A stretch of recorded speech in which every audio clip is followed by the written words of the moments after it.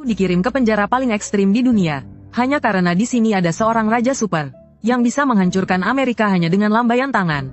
Ada kaisar pedang yang bisa menaklukkan Jepang dengan satu tebasan. Ada juga ahli yang mengontrol jaringan dunia. Sebanyak 18 penjahat paling kejam, menghabiskan hari tua mereka di sini. Bahkan fondasi penjara ini, dibangun menggunakan bom nuklir. Dan aku, seorang pecundang, beruntung bisa tinggal di sini. Semua karena gadis yang aku hina, menggunakan semua koneksinya, untuk memastikan aku disiksa di penjara ini. Tapi dia tidak menyangka, bahwa 18 tuan besar di penjara ini, bukan hanya tidak menyiksaku, tapi justru sangat menghormatiku. Sebagai seorang blogger di media sosial, kolom komentarku benar-benar sepi. Aku akan mengajarkan cara cepat untuk berkomentar. Cukup tahan kolom komentar seperti ini. Dan aku benar-benar ingin merasakan kegembiraan dengan notifikasi 99+. Ini bukan manipulasi moral, hanya karena mereka tidak ingin kemampuan mereka hilang tanpa penerus. Dan aku menjadi murid dari 18 orang ini. Waktu berlalu begitu cepat, dan aku mempelajari semua kemampuan mereka, bahkan menjadi lebih kuat. Yemu, masa hukumanmu telah selesai. Hari ini kau bisa bebas. Seorang sipir berteriak kepadaku. Aku membuka mataku, melihat para guruku di sampingku. Aku membungkuk dalam-dalam. Guru, muridmu akan pergi lebih dulu. Para guru menatapku. Anak bodoh, kenapa hari ini kamu begitu sentimental? Hidup kami sudah selesai, tapi hidupmu baru dimulai. Jangan lupa apa yang kami pesankan. Para guru, aku pasti akan menepati janji kalian. Sehari menjadi guru, selamanya seperti ayah. Anak ini akan pergi sekarang. Aku berlutut dan membungkuk 3 kali. Lalu berbalik dan pergi. Keluar dari penjara, aku mendongak menatap langit, menghirup udara segar. Aku bebas. Untuk mereka yang tidak bisa bebas.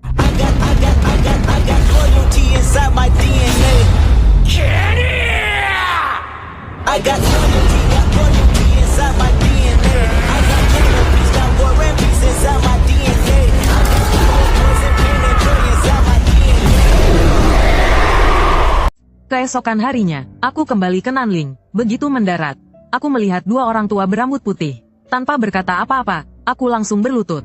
Ayah, ibu, anak ini tidak berbakti, membuat kalian khawatir. Ibu menarikku dengan air mata berlinang. Yang penting kau kembali dengan selamat. Ayah melambaikan tangan untuk memanggil taksi di pinggir jalan. Aku bertanya dengan bingung, lalu mobil ayah di mana? Aku ingat waktu aku masuk penjara, keluarga kita masih punya beberapa perusahaan. Tapi sekarang sepertinya, ada yang terjadi. Benar saja, ayah tersenyum pahit. Xiaomo, setelah kamu masuk, perusahaan kita mengalami masalah. Akhirnya bangkrut, mobil dan rumah kita dijual untuk melunasi utang. Melihat wajahnya yang penuh beban, aku tidak tega untuk bertanya lebih jauh. Ibu menegur, anak ini baru saja pulang. Kenapa bicara seperti itu? Xiaomo, meskipun kondisi keluarga kita sekarang biasa saja, tapi pernikahanmu dengan Ruyan tetap bisa dilaksanakan. Kapan kita akan bertemu dengan keluarga Ruyan untuk makan malam?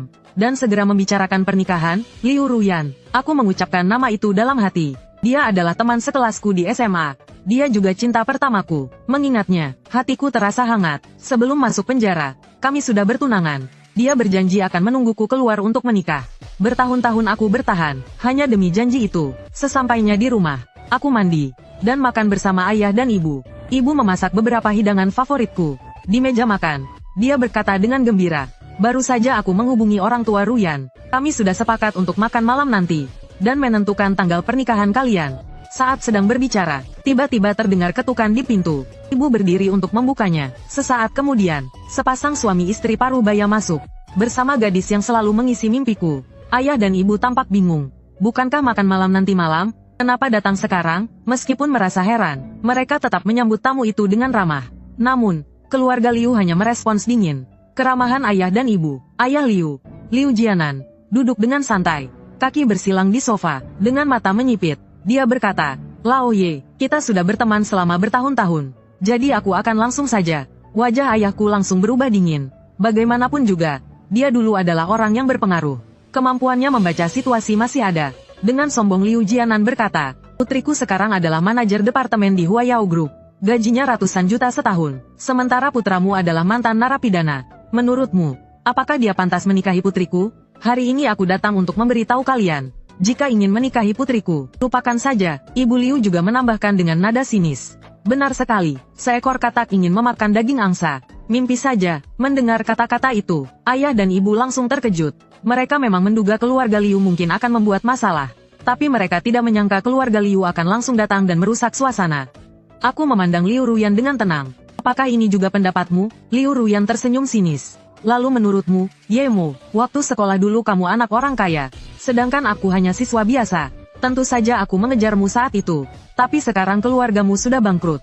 Kamu juga sudah dipenjara selama bertahun-tahun. Menurutmu, apakah kamu masih pantas bersamaku? Saat itu juga, seorang pria berpakaian jas dengan aura wibawa masuk. Begitu Liu Ruyan melihatnya, ia langsung berlari dan memeluk lengannya. Ye Mo, biar aku jujur saja padamu. Ini adalah pacarku sekarang. Dia adalah wakil presiden Huayao Group. Gajinya ratusan juta per tahun. Hanya orang seperti dia yang pantas bersamaku. Selain itu, aku juga sedang mengandung anaknya. Mendengar kata-katanya, kemarahanku hampir tak terkendali. Pengkhianatannya benar-benar di luar dugaanku. Dan dia melakukannya tanpa rasa malu di depan orang tuaku. Pria berpakaian jas itu berkata dengan penuh penghinaan. Kamu, seorang mantan narapidana. Melihatmu saja sudah membuat mataku kotor. Benar-benar menjijikkan. Aku melihat Liu Ruyan dengan wajah penuh kebanggaan. Aku tersenyum dingin dan berkata, Liu Ruyan, kamu berani menyebut dirimu luar biasa? Saat orang tuamu jatuh miskin dulu. Apakah kamu lupa bagaimana kamu berlutut di depanku? Kamu tahu kenapa aku masuk penjara, kan? Semua orang bilang aku yang menabrak gadis itu. Tapi hari itu kamu yang mengendarai mobil, bukan? Aku masuk penjara untuk menggantikanmu. Wajah orang tuaku tampak sangat terkejut. Xiao Mo, apa yang kamu katakan? Aku menatap mereka dengan rasa bersalah. Ayah, ibu, aku yang bodoh. Aku membuat diriku dipenjara selama 10 tahun. Dan membuat keluarga kita bangkrut. Mendengar itu, Liu Ruyan mendengus dingin. Ye Mo, jangan berpura-pura mulia. Semua yang terjadi waktu itu adalah keputusanmu sendiri. Itu bukan urusanku. Aku menghela napas. Jika kalian ingin membatalkan pertunangan ini, aku setuju. Tapi uang 1 juta yang kamu pinjam dariku dulu, ditambah 10 tahun penjara yang aku jalani untukmu. Aku meminta 15 juta darimu. Itu tidak berlebihan, kan? Bahkan aku tidak menuntut bunga. Cukup beri aku 10 juta saja. Kalau tidak, jangan harap bisa membatalkan pertunangan ini. Mendengar itu, Liu Ruyan sangat marah. Ye Mo, apa kamu sudah gila karena di penjara? Berani-beraninya kamu meminta 10 juta. Kenapa kami harus memberikannya padamu? Pria berpakaian jas di sebelahnya mengerutkan alis sambil menatapku. Aku Jiboda. Aku adalah wakil presiden Huayao Group. Anak yang ada di kandungannya adalah milikku. Apa gunanya kamu melakukan ini sekarang? Percayalah, dengan satu gerakan jariku, keluargamu akan hancur. Aku menatap Jiboda dengan dingin. Surat pertunangan masih ada di tanganku. Hitam di atas putih. Semuanya tertulis dengan jelas. Jika kamu ingin hidup bersama dengannya, tanpa persetujuanku, itu mustahil. Atau bagaimana kalau aku fotokopi surat itu 100 kali, dan menyebarkannya di depan kantor Huayao, manajer yang sudah menikah berhubungan dengan wakil presiden. Apakah ini cukup mengejutkan? Mendengar kata-kataku, Jiboda dan keluarga Liu langsung panik seperti duduk di atas duri. Strategi ini benar-benar kejam. Huayao sangat mementingkan citra perusahaan. Jika masalah ini tersebar, keduanya pasti akan dipecat. Jiboda menatapku dengan gigi terkatup. Kamu benar-benar licik. Setelah mengatakan itu, dia menarik Liu Ruyan pergi. Namun sebelum pergi, dia tidak lupa mengancam. Kamu tidak tahu siapa yang kamu hadapi. Aku pastikan kamu dan keluargamu tidak akan bisa hidup tenang. Aku tertawa dingin. Sama-sama, aku berharap saat kamu berlutut di depanku untuk memohon maaf, kamu masih bisa sepercaya diri ini. Sebelum pergi, orang tua Liu juga tidak lupa menunjuk orang tuaku sambil berkata, berani menantang menantuku, Lao Ye, keluargamu akan hancur. Siapa yang menyangka keluarga Liu akan membuat kekacauan seperti ini? Suasana yang awalnya menyenangkan, langsung berubah menjadi suram dan penuh ketegangan. Orang tuaku saling berpandangan, lalu mereka menatapku bersamaan. Anakku, jangan khawatir, perempuan seperti Liu Ruyan. Lebih baik kamu tahu sifat aslinya lebih awal. Ayah menenangkanku, aku percaya suatu saat nanti, kamu pasti akan lebih hebat dari Jiboda itu. Mendengar itu, beban di hatiku pun hilang. Lao Ye, kamu terlalu percaya diri, kan? Putramu sekarang hanya punya ijazah SMA dan catatan kriminal. Mendengar itu, wajahku langsung muram. Ayah terbata-bata berkata, anakku, sebenarnya ayah ada sesuatu yang belum ayah katakan. Melihat wajah ayah yang ragu-ragu, hatiku merasa tidak tenang. Ayah, jangan-jangan ayah mengidap penyakit parah? Ayah tertegun sejenak, lalu ibu menamparkan kepalaku. Bocah nakal, ayahmu masih sehat bugar? Aku memegangi kepala, dan dengan kesal berkata pelan. Lalu kenapa ayah terlihat begitu murung? Ayah menatap ibu, lalu menghela napas. Aku hanya ingin memberitahumu, meskipun keluarga kita sudah bangkrut, hidup kita masih bisa berjalan. Aku menghela napas lega, kau membuatku ketakutan. Kupikir langit akan runtuh. Tapi hari ini Liu Ruyan datang bersama keluarganya untuk membatalkan pertunangan. Dan membuat keributan di depan kalian. Dendam ini akan aku ingat.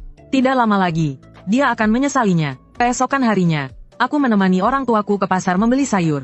Saat baru masuk pasar, tiba-tiba sebuah pistol ditempelkan ke punggungku. Suara dingin terdengar di belakangku. Anak muda, kalau tidak ingin orang tuamu celaka, ikutlah dengan kami. Sebenarnya menghadapi orang seperti ini, aku hanya perlu menggerakkan jariku untuk menyelesaikannya. Tapi melihat orang tuaku di depan, aku khawatir mereka akan terluka. Jadi aku hanya mengangguk. Baik, aku akan ikut dengan kalian. Bagus kalau tahu diri. Sekarang pergi ke pintu pasar, kata pria itu dengan suara dingin. Beberapa menit kemudian, aku diseret ke dalam sebuah mobil. Anak muda, jangan macam-macam. Kalau tidak, pria yang memegang pistol itu menempelkan senjatanya ke kepalaku lagi. Aku memejamkan mata, berusaha memahami siapa yang ada di balik ini. Mobil melaju sekitar setengah jam, kemudian berhenti di depan sebuah klub. Aku mengikuti mereka ke bagian belakang klub. Ada lapangan golf pribadi di sana. Seorang pria tua berusia 50-an sedang memukul bola. Ketika dia melihatku datang, dia memberikan tongkat golfnya kepada seorang wanita yang mengenakan pakaian tempur ketat. Kemudian dia berjalan mendekat sambil mengelap keringat. Tidak kusangka, 10 tahun berlalu, kamu si kecil masih hidup. Aku sama sekali tidak mengenalnya. Kupikir dia adalah orang suruhan Jiboda. Aku menatapnya dengan bingung. Kamu siapa? Aku tidak mengenalmu. Pria tua itu tersenyum dingin. Kalau begitu biar ku jelaskan. Namaku Qin Hulang. Mendengar nama itu, wajahku langsung berubah. Qin Hulang ini adalah ayah dari gadis yang kakinya patah karena ditabrak Liu Ruyan. Saat aku di penjara Nanning dulu, aku sering diintimidasi oleh tahanan lain. Hampir kehilangan nyawa. Orang yang mengatur semua itu adalah pria tua di depanku ini. Kelihatannya kamu sudah ingat siapa aku, kan? Qin Hulang tersenyum dingin sambil berkata, mengingat bahwa aku tidak bersalah namun menjadi kambing hitam untuk perempuan itu. Aku hanya bisa menghela napas pelan. Tuan Qin, selamat siang. Bagaimana keadaan Liao sekarang? Qin Liao adalah gadis yang kehilangan kedua kakinya. Dia juga teman baikku. Saat itu Liu Ruyan mengambil mobilnya diam-diam, entah sengaja atau tidak, dan menabrak Liao di halaman sekolah. Akibatnya, kakinya cacat seumur hidup. Mengingat gadis sebaik itu menjadi cacat karena aku merasa sangat bersalah. Liao, kamu masih berani menyebut namanya? Apakah kamu tidak tahu bagaimana keadaannya? Qin Hulang berteriak dengan marah. Selama 10 tahun ini, Liao beberapa kali mencoba bunuh diri. Kalau bukan karena aku mengatur orang untuk melindunginya, dia mungkin sudah meninggal berkali-kali. Mengatakan itu, mata Qin Hulang memerah. Aku menundukkan kepala dan membungkuk dalam-dalam. Tuan Qin, saya benar-benar minta maaf. Qin Hulang mengangkat tangannya untuk menghentikanku.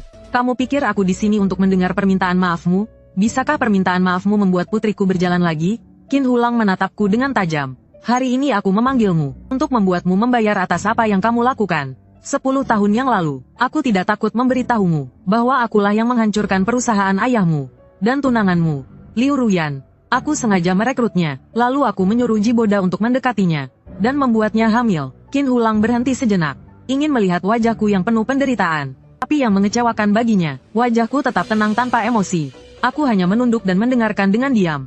Beberapa saat kemudian, aku menghela napas dan berkata, terima kasih, Tuan Qin. Qin Hulang berpikir ada yang salah dengan pendengarannya. Dia mengerutkan kening dan bertanya, kamu berterima kasih padaku? Apa kamu menjadi bodoh selama di penjara? Aku mengangkat kepalaku dan berkata dengan tenang, aku tahu kamu sangat membenciku. Tapi kamu hanya menghancurkan perusahaan ayahku. Tapi kau tidak melukai nyawa orang tuaku. Selain itu, kau membuatku melihat sifat asli Liu Ruyan. Untuk itu, aku berterima kasih padamu. Melihat aku tetap tenang, Qin Hulang menjadi marah.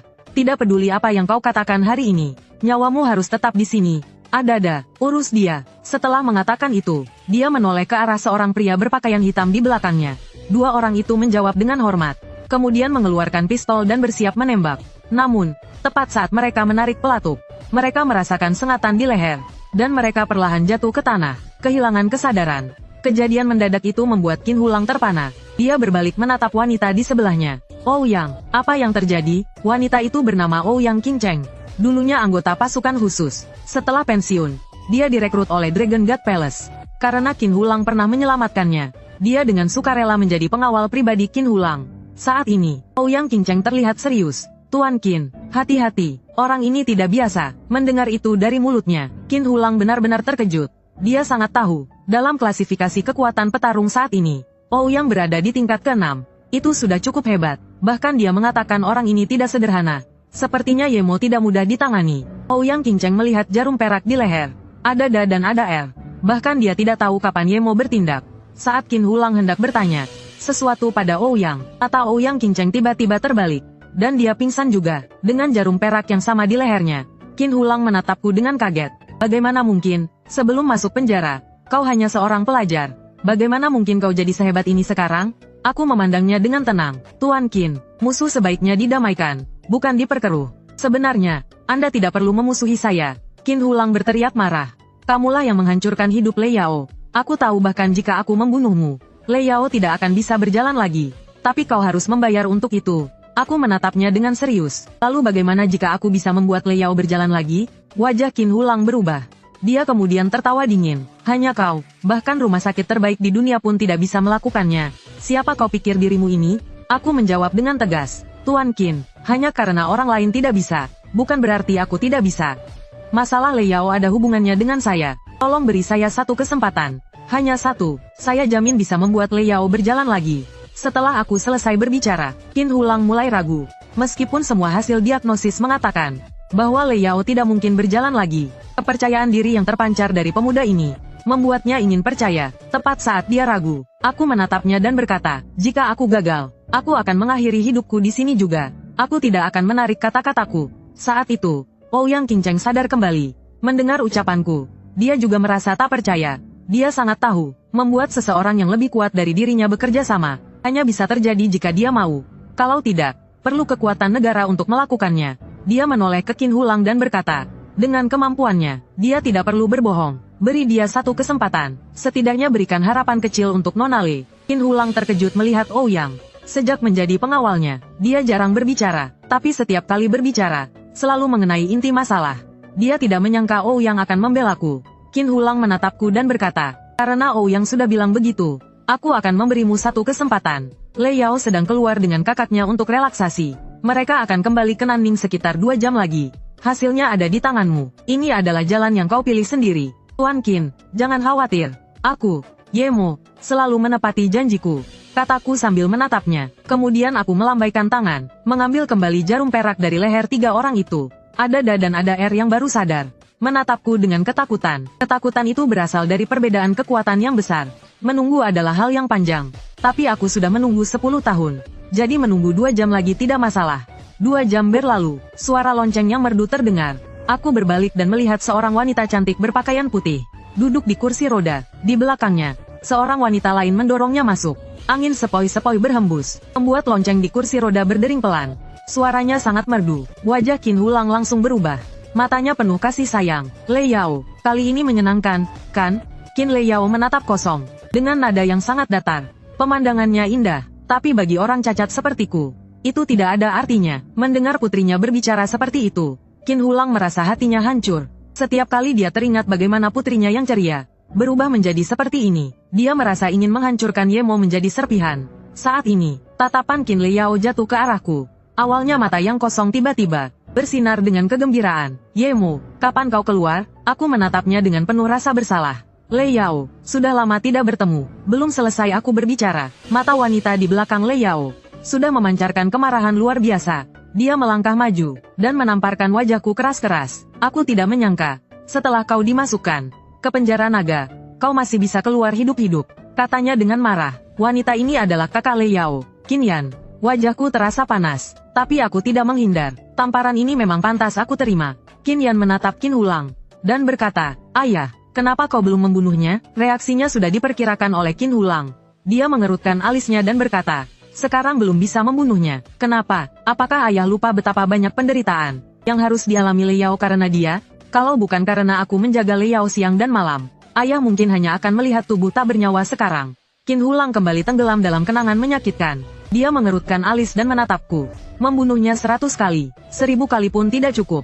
Tapi dia baru saja bilang kepadaku bahwa dia bisa menyembuhkan kaki Lei Yao dan membuatnya berdiri kembali. Bagaimana mungkin? Qin Yan dan Lei Yao menatapku dengan kaget. Suka dengan cerita ini? Jangan lupa klik tombol like, komen, share dan subscribe. Nantikan cerita seru lainnya. Terima kasih.